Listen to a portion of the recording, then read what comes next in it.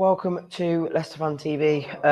Leicester City have just announced that Mads Hermansen has joined Leicester City for a 5-year deal. Sam, we've been hearing about this for the last couple of days, and it's finally been announced at 12 o'clock today. What's your kind of take on it? Obviously, Danish, we've worked it out. He's just over 6'1", I think. So a smaller keeper, but he is only 23. Again, keepers, they're always... It's a weird one because we've got a lot of keepers as of right now in the club. I can only assume we've signed him to be the new number one. Mm-hmm. He's clearly got a good distribution in his league anyway. From what we've seen, he knows how to clear the ball out confidently and calmly and keep it consistent. Like you say, Reedy, 5 million. Like Frederick says here, bargain. I don't think it's too much. Like I say, it's not awful. You know, keepers are notorious to be cheaper. They just always have been. But as like I say, a 5-year deal, it does seem long term. And clearly Maresca sees something in him. But I think the big talking point would be surely one of the other keepers is going to leave, if not more than one. Yeah, again, we've got 4 keepers in the club now. Danny Ward lost his place in the last like 10 games season last year. Iverson came in, did a job. Obviously, it wasn't enough, but I don't think you could blame Iverson in the end of it. But you'd probably look at it and think, we brought him in stupidly, so I can't see him leaving. He would just be that player who just sits in the club until he leaves. And then it's either Ward or Iverson. And in my personal opinion, people are not going to like it because I think Ward will be the one that stays. Because he's been sitting on the bench for the last 20 years of his career, whatever it is. And he's going to be happy to sit there again, isn't he? Yeah, I think obviously, like I say, now we have signed, I'm just going to call him Mads because I can't pronounce his last name just yet. I'm sure I'll pick it up. Iverson, I think he'll go. Again, I don't blame him. For me, I would have said Iverson would have done a good job in the Championship, and I know his distribution wasn't amazing, but his strengths wasn't kicking. He's a goalie. He's good at saving, and that was fine because that's what Casper was, and he was an amazing keeper until Rodgers started to play more passing around the back, and obviously it caught Casper out because his kicking wasn't amazing. Same with Iverson. I think he got thrown very much in the deep end in the end of that Premier League season last season when obviously the whole defence was shocking. So all the shots that were coming against him, there was a lot of passing it back. But I think he held himself all right, and I think he could have done a good job in the Championship. We know he did it at Preston, but so I think with his age, I think he's about 25, 26 now, he's not going to want to stick around on Leicester's bench. And it's fair enough that if Maresca wants to sign someone who does kick the ball, at least with Maresca, he's signing players that wants to play the style he wants to. Unlike Rodgers, we didn't sign a new keeper, even though the distribution was what was key as a keeper. But we never signed that person that could kick it. So fair enough that we've got someone who can kick it out. And if that's the style we want to do, then we'll go for it. Yeah, I completely agree. Mads is in the club now. And I think, like I say, he is the first man on the team sheet, isn't he? So yeah. I can see Iverson leaving, if I'm totally honest. I think he won't be happy with the appointment of this Danish keeper because who would be? If someone's taking your number one shirt kind of for this season, that wouldn't have been a reason. Like I said, 5 million. It's not too much. Clearly, it's enough expenses for the club to buy without selling. So I think the plan is probably, but we bought him, so we guaranteed we've got a new keeper, and we'll see who does stick around. I can see Iverson going maybe for around the same price anyway. I've heard a lot of rumours about Danny Ward going to Saudi. I think Gav's put it up there, which fine, fair enough. Chase the money. He's never going to play, I don't think, for us much again. So he's either going to sit on our bench or he can go Saudi and earn 10 times more than what he's earning at Leicester, no doubt. And he will play, so you can't blame him for that if he does go. And no doubt we'll probably get a decent fee for him, really, because it's Saudi League. They've been chucking money at players left, right, and centre. So this new keeper will be good, but I think we'll see Iverson and Ward both go, and I think it's Jacob we might promote to second goalie because realistically, you don't really need many more keepers. It's based on injuries, and keepers really don't get injured. So I think we'll sell to keep Smithies and Jacob as the 2 backup options. Yeah, I agree. Ben Morgan here says he's 23 years old, 5-year deal, fits Enzo's mould of players who can play with the ball. Again, it obviously shows people are saying how this rebuild is going quite well now with Enzo in in charge, and it just shows because he's brought, like you say, he's brought in a lot of players that suit the way he wants to play. Yeah. And we were asking for a keeper last year. Iverson kind of fitted the role, but now with the style we want to go for this season, I just don't think Iverson did cut it, and that's kind of why this keeper I think has it's come harsh for him because I think in a different style of football, in a not so much distribution style where we're passing it around the back, and the keeper is, he's up the pitch a little bit more into defence. He is one of those players that comes out of his box and he knows how to kick it comfortably. If we weren't playing that tactic, I think Iverson would have done a stellar job. I think he would have done absolutely fine and pretty good in Championship, as he has proven to do in Preston. So I think it's harsh for him, but I respect Enzo for having a style, and this is where I think Rodgers faltered. Rodgers wanted to play the style of the players he didn't have, and again, blame the club a little bit for not giving him the funds to do that maybe. But he did have the funds he had a good team to do something different. So at least with Maresca, he's got the players that he wants to do the style with. He knows how he wants to play it, and we are shipping in players. I think unless we sell anyone else, I think the team's pretty much there. I can still see 3 or 4 or 5 players leaving by the end of the window.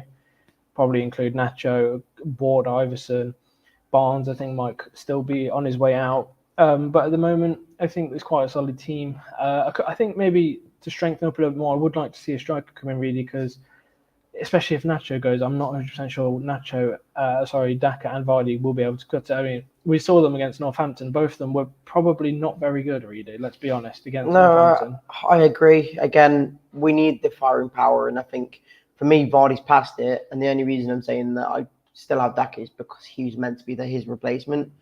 At the moment, he hasn't shown it. I will agree, but if we don't bring in a striker in, he's kind of your only option other than Vardy. So people are going to say the names like, say, Perot, who we've been linked with, but at the moment, there's no solid. The thing with Perot is I don't think we're going to get him. I think the Swansea's asking price is probably out of Leicester's range of what we want to pay for him, and someone like Everton or whoever, anyone, most clubs will probably be like 20 million, fine.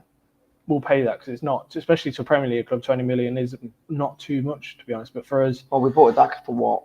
Yeah, about the same price. So yeah, I mean, like you said, we are going. I think we're going to need a new striker again. I think Nick Moore says, and Rene says Nacho is rumored to go to Everton. I think we are waiting to sell Nacho before we do bring a new striker in, because I think we still need to rack up the funds a little bit.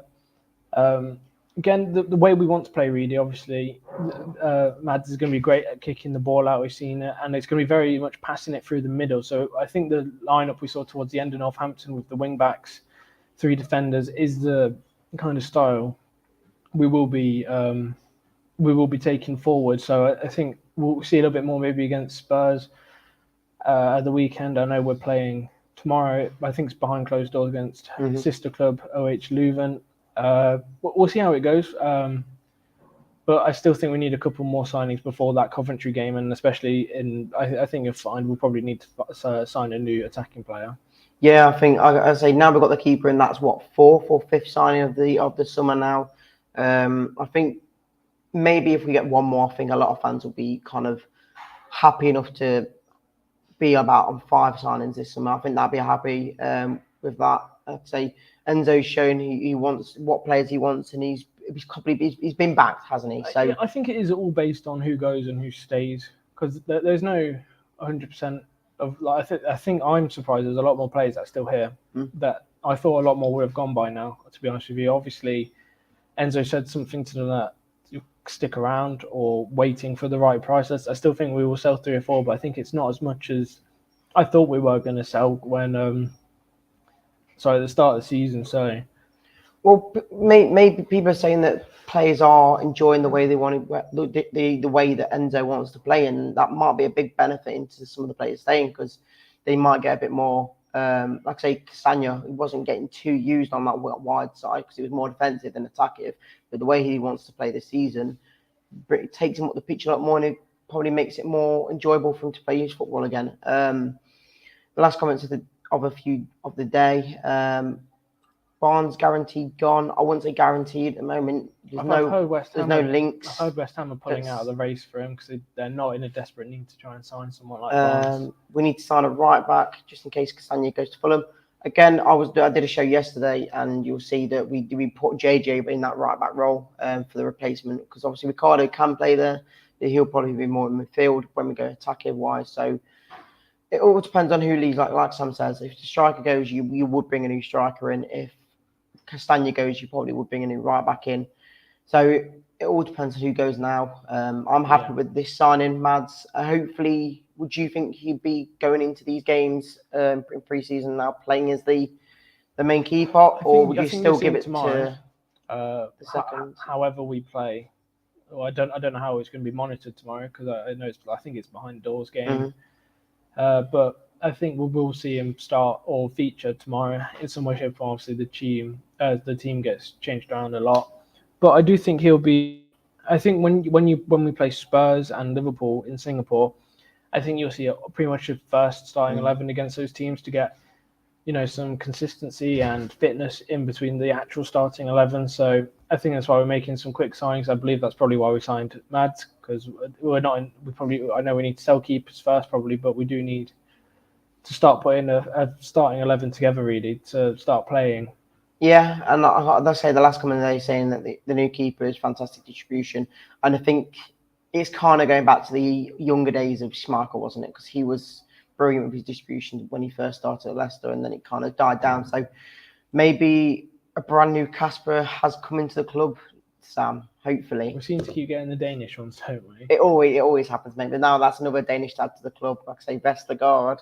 You've got Iverson at the moment, and I think there's a few others, but I can't remember the names. But yeah, hopefully everyone is happy with the signing of Mads. Obviously, a 5-year deal.